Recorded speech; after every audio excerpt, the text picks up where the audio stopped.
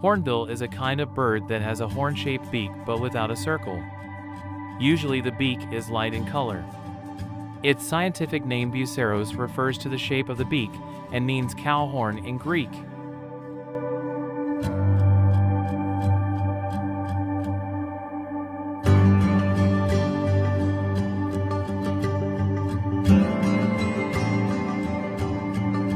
Of the 62 hornbill species, 51 species are declining, 8 are stable, and 3 are data deficient. The forest-dwelling ivory hornbill in Southeast Asia is threatened with extinction due to the illegal trade in coffin birds.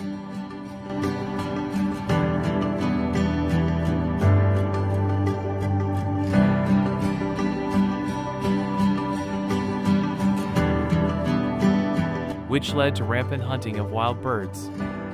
The ivory hornbill casque is softer than ivory and is easy to carve into baubles, jewelry, and other decorative items.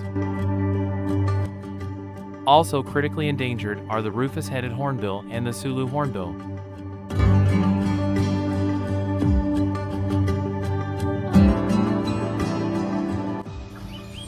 Both of the Philippines.